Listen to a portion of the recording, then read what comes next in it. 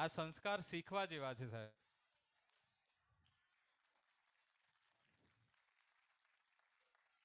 અદ્ભુત. આભાર સાહેબ.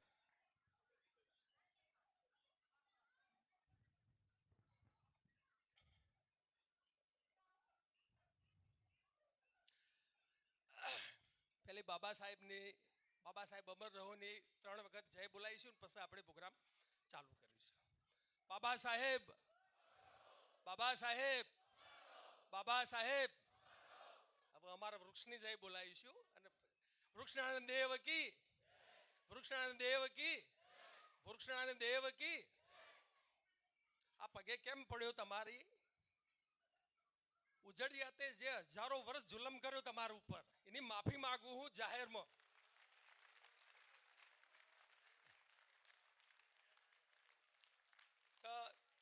અમને માફ કરો, અમને માફ કરો, અમને માફ કરો. માણસ મોટામાં મોટું જે પાપ કરતા એટલું પાપ આ સમાજે હજારો વર્ષ સુધી કર્યું. એટલે પગે નમ્યો. તો 1% એ બધા વતી હું માફી માંગુ છું, ઉજળિયાત બધા સમાજ વતી આપને. મારું આજે 25 તમારે એવોર્ડ બધા અહીંયા વેચવાના છે, એટલે બહુ વધારે આપણે વાતો નહીં કરીએ. પણ ખાસ તો એક ડૉક્ટરથી પ્રભાવિત થઈને હું આજે આ ફંક્શનમાં, ખાસ તો એમના પપ્પા મારી સાથે નોકરી કરતા, અને જગદીશભાઈ જે 25 વર્ષ પહેલાં મારી જ્યારે ગ્રીન ગ્લોબલની ટીમ હતી એ વખતના મારા 1 થી 11ના એ મારા સાથીદાર હતા જગદીશભાઈ. એટલે એમની પણ મારી એક હતી કે ભાઈ આટલા માણસ હોય, મને આટલો મોટો કરવામાં જેને ફાળો આપ્યો હોય તો મારે પણ આ સમાજમાં જવું જોઈએ.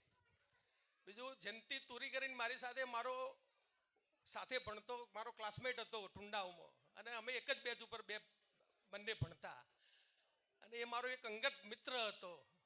તો અને છેલ્લે એને મેં નોકરી પણ આપી, મારા ત્યાં જ મેં આપી. અને આ રીતે એક જેટલું ઋણ ચૂકવાય એટલું ચૂકવવા આપણે અમારી ટીમ પ્રયત્ન કરી રહી છે.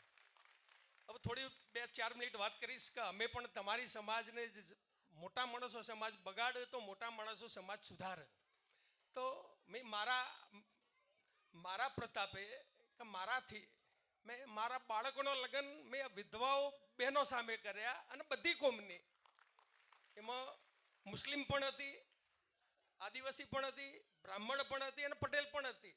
એટલે બધી જ બહેનો આદિવાસી વિધવા બહેનો બોલાવી હતી કે અપશકનમાંથી મારે એમને બહાર કાઢવી હતી. તો 2 થી 2 લગ્ન મેં મારા બાળકો 18,000 વિધવાઓ બોલાવીને એમની સામે મેં કરાવડાયા. બીજું તો મારા ગામમાં 21 એટ્રોસિટી હતી. 21 આ 1980-85ની વાત કરું તો જ્યારે આ બધું જ્યારે એટ્રોસિટીનું જ્યારે સામે સમાજોનું ચાલતું હતું, તો 21 એટ્રોસિટીનું સમાધાનનો એક ગામને ટુંડાઓને એક જ ભાથા ઉપર બેસાડી અને સમાધાન કરાવી અને બધાને એક જ થાળીમાં ખવડાવવાનો પણ એ વખત મેં પ્રયત્ન કર્યો હતો, અને સમાધાન બંધ કરાવ્યું. મારા બાળકના લગ્નમાં પણ જ્યારે મેં મેઘ ઉત્સવ પહેલાં ઋષિવન પહેલું મેં નેચર પાર્ક બનાવ્યો, તો એ વખત પણ બધા જ કોમને સાથે રાખી, કોઈ પણ ઊંચે નહીં, બધા જ એક જ થાળીમાં એક જ લાઈનમાં બેસીને જમો. કેમ કે હું સચ્ચિદાનંદ મહારાજનો ચેલો છું, અને હું એમનો ટ્રસ્ટી છું. એમને અમને એક જ શીખવાડ્યું હતું કે ભાઈ આ સમાજ, એમને જે બુક લખી હતી એક અધોગતિનું મૂળ વણ વ્યવસ્થા, અને એ બુક વાંચીને હું મોદી સાહેબ પાસે ગયો હતો 2008માં. મેં કીધું સાહેબ, આપણે હજારો વર્ષ સુધી જુલમ કર્યો, હજારો વર્ષ સુધી આપણે આ ત્રાસ આપ્યો, તો હવે આ તમે એક જ એવા એક માણસ છો કે આ તમે આમાંથી આ હિન્દુ ધર્મનો બહાર કાઢી શકો. તો મોદી સાહેબને મેં એ વખત બધા એના ફાયદા ગેરફાયદા ભાઈ, અને અમે જ્યારે ગ્રીન ગ્લોબલ બ્રિગેડ બનાવી 2011માં, તો અમે એ વખત નક્કી કર્યું કોઈની અટક નહીં રાખીએ, અટક વગર જ અમે બધા ગ્રીન કમાન્ડો બનાવીશું.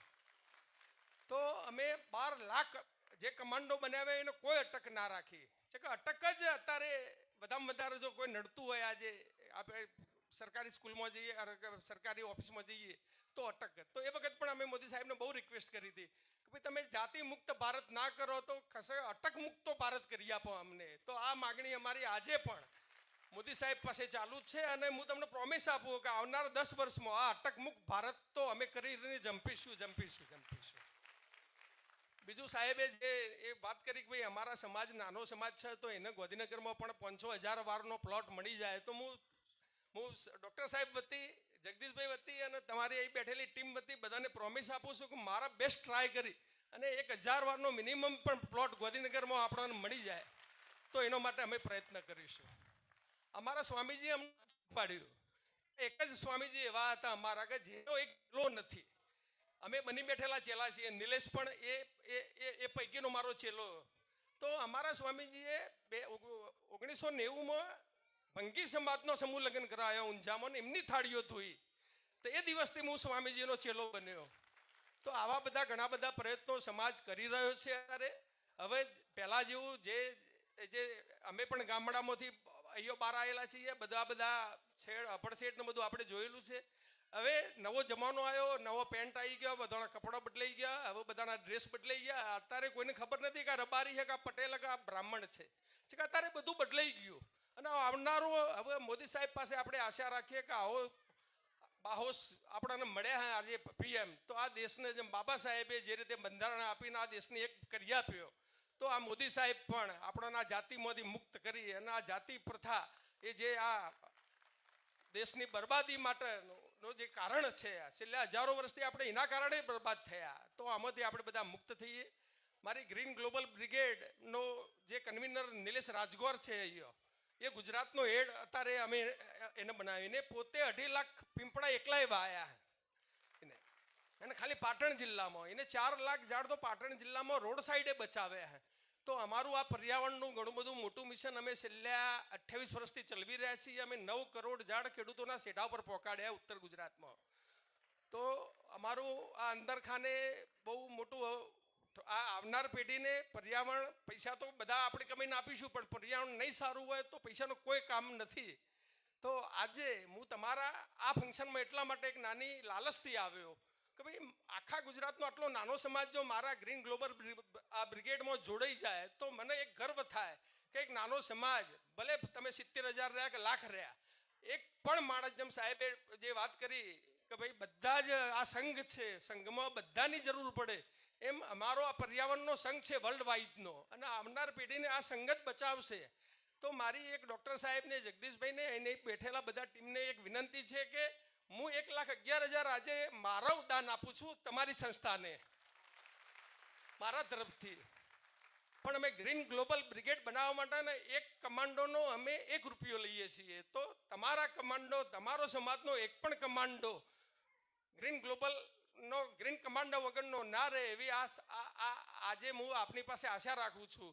તો જગદીશભાઈ અને ડૉક્ટર સાહેબ, તમે પણ આ એક તમે જેમ આખો સમૂહ ભેગો કરવા નીકળ્યા છો, તો અમે 100 કરોડ કમાન્ડો બનાવવા નીકળ્યા છીએ દુનિયામાં. કે આવનાર ગ્લોબલ વોર્મિંગ એટલું બધું ભયંકર આવવાનું છે કે અત્યારે જે ગરમીમાં બહાર તમે 10 મિનિટ પણ નથી ઊભા રહી શકતા. એક ઝાડ મોટો હોય તો આપણે બચી શકીએ છીએ. તો અમે આવનારી પેઢી માટેની અમારી આ મથામણમાં આપ પણ અમારા સહભાગી બનો અને નિલેશની જવાબદારી ડૉક્ટર સાહેબ, જગદીશભાઈ, તો એક પણ તમારો આપણો આ તુરી બારોડ સમાજનો કોઈ પણ મેમ્બર ગ્રીન કમાન્ડો વગરનો ના રહે. અને બધા જ મારા બને તો મારા મોદી સાહેબ પાસે જવું તો હું કહી શકું કે ભાઈ મારો ગુજરાતનો તુરી બારોડ સમાજનો એક પણ મેમ્બર મારા આ કમાન્ડો બહાર નથી. તો આ એક નાનો સમાજ મારે એક આજે હું પટેલોને કરવા જઈશ તો એ 80 લાખ 90 લાખ હું ભેગા નહીં કરી શકું. અને આટલો નાનો સમાજ મને લાભ મળ્યો છે. તો મારે એક મારી નાની લાલચ હતી કે આપણે તમને પણ પર્યાવરણના આ એક મહાયજ્ઞમાં જોડું. સાહેબને ઘણા બધા 125 જણને એવોર્ડ આપવાના છે. મારો નિલેશ તમને એક નાનો શપથ લેવડાવશે અને શપથ હવના જે ઈષ્ટદેવમાં માનતા હોય, બાબા સાહેબે આપણને જે આપ્યું હોય, જેટલું એમનું કદર કરીએ, જેટલું એમનું આપણે માનીએ આભાર એટલો ઓછો છે. એટલે બાબા સાહેબનો હું પર્સનલી એમને તો 28 ડિગ્રી કરી હતી અને 9 એમને PhD કરી હતી. મેં એક PhD 28 વર્ષે એક કરી પર્યાવરણની, મને અમેરિકન યુનિવર્સિટી આપી.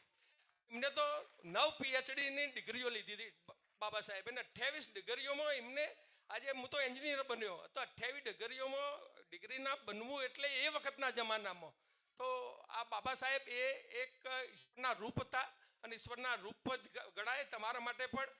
તો ફરીથી આખા સમાજને, ડૉક્ટર સાહેબને જે એમને ₹1 કરોડ આવડા નાના સમાજમાં ભેગા કર્યા, એ વાત છોપડીને જ મારું તો મન ચક્રાવે થઈ ગયું હતું. ભાઈ પટેલો કરી શકે, બારોડ કરી શકે, બીજા ચૌધરી કરી શકે, એક નાનો સમાજ 1 કરોડ રૂપિયા ભેગા કરી શકે એ આ ડૉક્ટર સાહેબ ના બધા તમારી ટીમને જેટલા અભિનંદન આપીએ એટલા ઓછા છે. ફરીથી વૃક્ષરાજ દેવની જય. થેન્ક યુ, આભાર આખી ટીમનો.